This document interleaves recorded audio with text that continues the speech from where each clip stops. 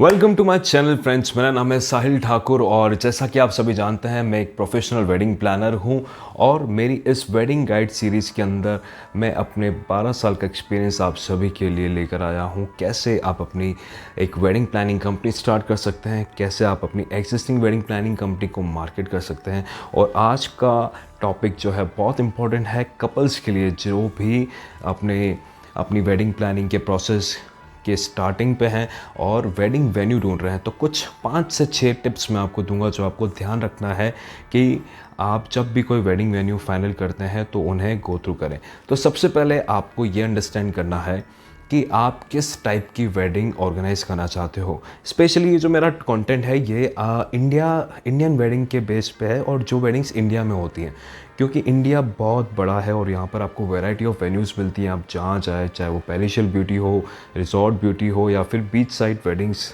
हो, you have a lot of options available.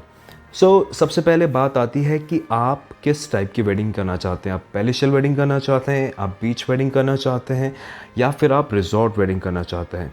अगर just for an example आप palatial wedding करना चाहते हैं तो आपको राजस्थान में आना होगा, चाहे वो जैसलमेर हो, उदयपुर हो, जयपुर हो, जोधपुर हो या फिर दूसरी डेस्टिनेशंस हो जहाँ पर पैलेशियल ब्यूटी वाले वेन्यूज़ हैं, चाहे वो 4 स्टार हो या 5 स्टार हो।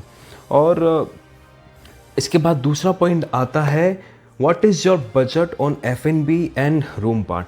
कितनी बार क्या होता है हमें पता ही नहीं होता कि किस प्रॉपर्टी का कितना प्राइस है। जस्ट फॉर एन एग्जांपल, अगर आपको मोबाइल ख़रीदना है तो आपको पता होना चाहिए आपको सैमसंग ख़रीदना है या फिर आपको आईफोन ख़रीदना है। और उससे पहले आपको पता होता है कि हम 25,000 रुपये मोबाइल पे खर्चा करेंगे या फिर 1.5 लाख रुपये खर्चा करेंगे। ऑफ कोर्स आप 1 लाख रुपये से ज़्यादा आप खर्चा करते हैं तो आप आईफोन ले सकते हैं या उससे ऊपर की रेंज पे जा सकते हैं। और अगर आपका बजट 30,000 के अंदर है तो आप सैमसंग, ओप्पो, वीवो, रियलमी या जो भी ऑप्शन अवेलेबल हैं उस पर लेंगे, तो वहाँ पर आपको क्लैरिटी होती है। बट जितना मैंने एक्सपीरियंस किया है, हमारे जो भी कस्टमर्स हमारे पास आते हैं उनको क्लैरिटी नहीं होती कि उनका बजट क्या है। और 99% कपल्स को पता होता है उनका बजट क्या है, लेकिन वो रिवील नहीं करते, जिसकी वजह से एक प्लानर और एक कंसल्टेंट को बहुत मुश्किल आती है वेन्यू सजेस्ट करने में। और वो एक लेंदी प्रोसेस होता है। मान लो अगर मुझे एक बजट का गाइडलाइन नहीं है तो मैं आपको 15 प्रॉपर्टीज़ सजेस्ट कर दूंगा और मुझे अगर पता ही नहीं आपको किस टाइप का वेन्यू चाहिए, पैलेशियल चाहिए, बीच रिजॉर्ट चाहिए, तो मैं आपको कुछ भी सजेस्ट करना स्टार्ट कर दूंगा। सो बेटर है that you must know what is your budget on F&B and room part.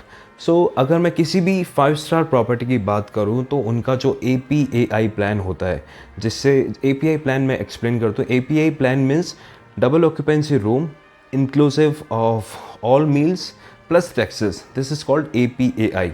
इस कॉस्ट को अगर मैं देखूं, स्पेशली मैं राजस्थान की बात करूं तो यहाँ पर जो भी 5 स्टार प्रॉपर्टीज़ हैं, 5 स्टार मिड सेगमेंट 5 स्टार, उसके ऊपर की कैटेगरी की मैं बात नहीं कर रहा।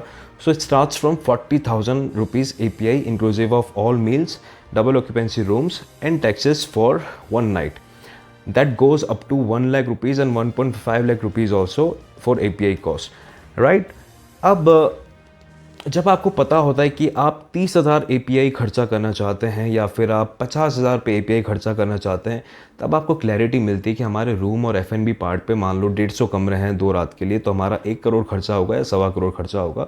उसके ऊपर की जो आपकी सर्विसेज होती हैं फिर आप उसके अकॉर्डिंग आप अपने प्लानर के साथ डिस्कस कर सकते हैं।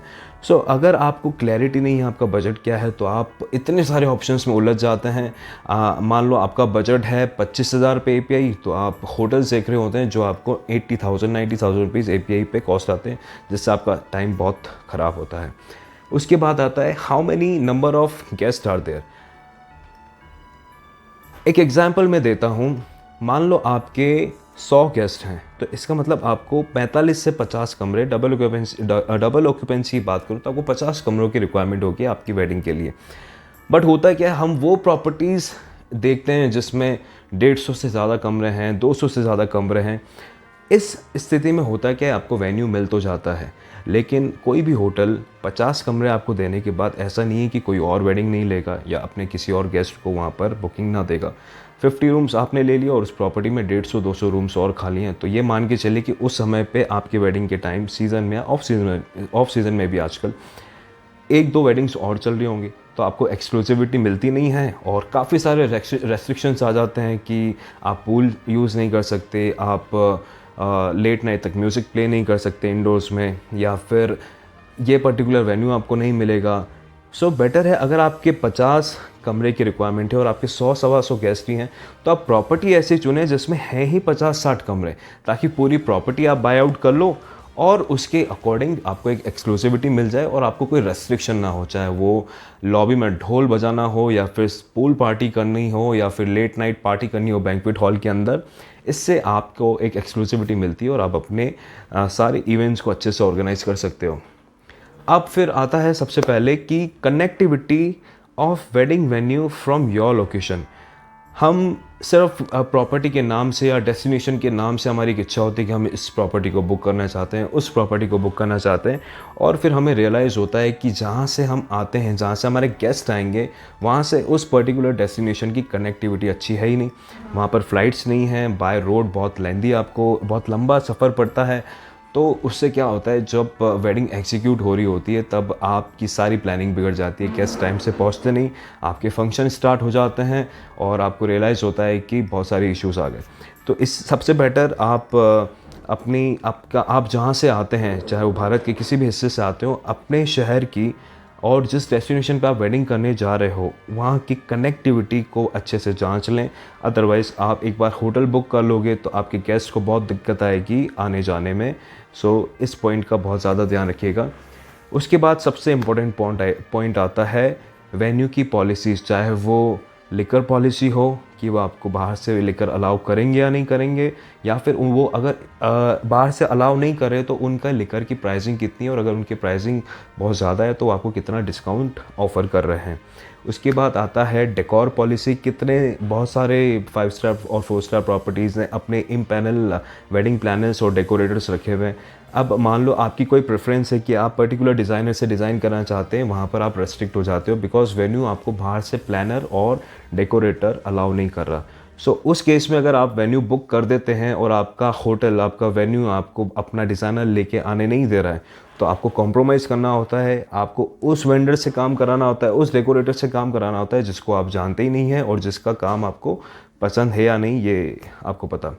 उसके बाद फूड, कितने लोग चाहते हैं, जैसे मारवाड़ी फैमिलीज़ की अगर मैं बात करूं, वो चाहते हैं कि हमारे खुद के कैटरर हों, बट 5 स्टार प्रॉपर्टीज़ आपको अलाउ नहीं करती बाहर से फूड लेके आने, और आपको 5 स्टार प्रॉपर्टीज़ के ही फूड के साथ जाना होता है। तो यहाँ पर आप पहले जांच परख लें कि वो प्रॉपर्टी आपको अलाउ करेगी या नहीं करेगी। आई थिंक अगर मोटे मोटे ये पॉइंट्स पे आप थोड़ा सा काम कर लेते हैं तो आप एक परफेक्ट वेन्यू चुन सकते हैं अपनी वेडिंग के लिए और एक अच्छा एक्सपीरियंस ले सकते हैं। Thank you so much. Subscribe to my channel and like this video and share it with people जो अपनी wedding organize करना चाहते हैं और venue ढूंढ रहे हैं। Thank you so much.